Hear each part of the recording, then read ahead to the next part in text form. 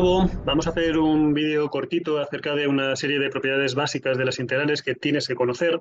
La primera, déjame recordarte que cuando tenemos la integral de una función f de x diferencial de x, que esto recuerdo que solamente es como el cierre de esa integral, si el resultado de esto es una f mayúscula, será porque al derivar esta f mayúscula, el resultado es f pequeña de x. No hemos colocado aquí el más c porque puede estar incluido dentro de esta f grande, pero lo voy a dejar así puesto por abajo para que recuerdes que siempre en integrales indefinidas tienes que añadirle una constante de integración que es más c. Entonces, dentro de esta función aparecería un más c. Y te recuerdo que esto simplemente es una cuestión de que al derivar una constante el resultado es cero, con lo cual pues me queda igual f de x que f de x más 1, f de x más 2, más 3, más 4 o más el número pi. Da igual, cualquier derivada de una constante siempre es cero. Y vamos a comentar un par de propiedades básicas de las integrales que nos serán muy útiles en lo que viene después. Son muy sencillitas y básicamente vienen de la derivada, pero sí es verdad que son algo imprescindible para entender bien las integrales. La primera es muy sencilla. Si yo tengo la integral de la suma de dos funciones, vamos a colocar por aquí paréntesis, corchetes y todo en condiciones.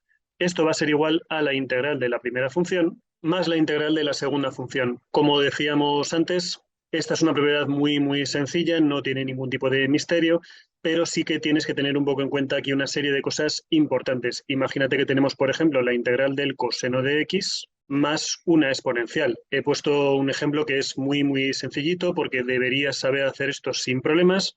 Así que tenemos integral del coseno más la integral de la exponencial.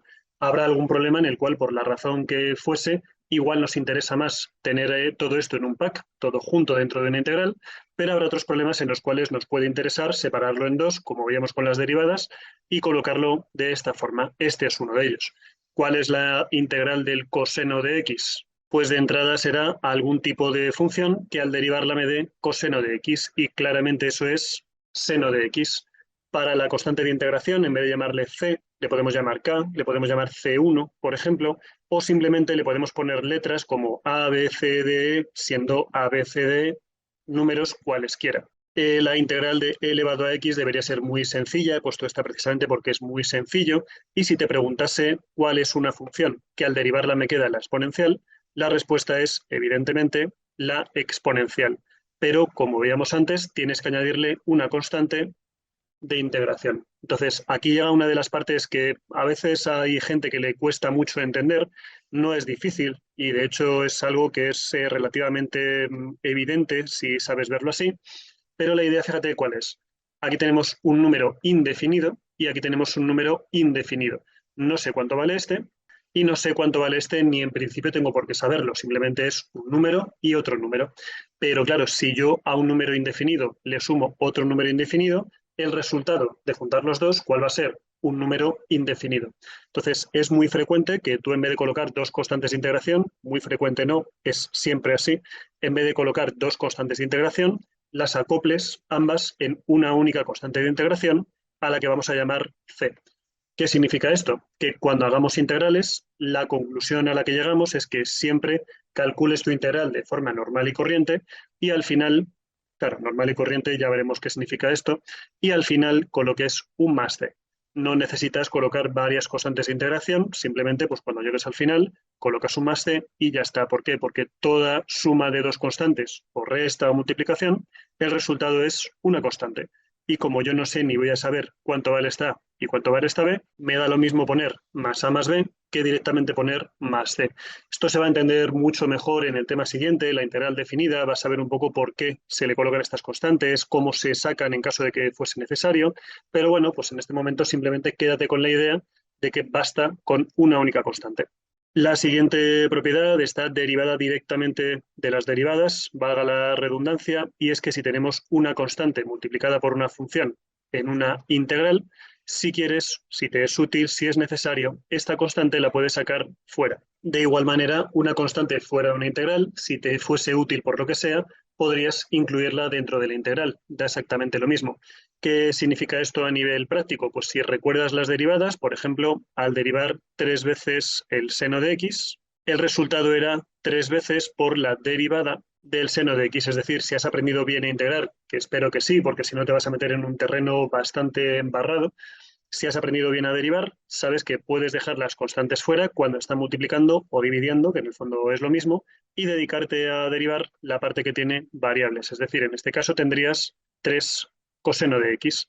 Claro, cuando integramos, ¿qué pasa? Pues que tenemos la misma historia. Si tienes la integral de 3 coseno de x, no te esfuerces en buscar una función que al derivarla de 3 coseno de x, sino simplemente deja fuera el 3 y preocúpate de integrar este coseno de x, que es simplemente el seno de x. Y por supuesto, como estamos en integrales indefinidas, añades al final un máster. Ahora bien, cerramos este vídeo con una cuestión muy importante. Si te acuerdas, bueno, voy a ponerlo sin la x.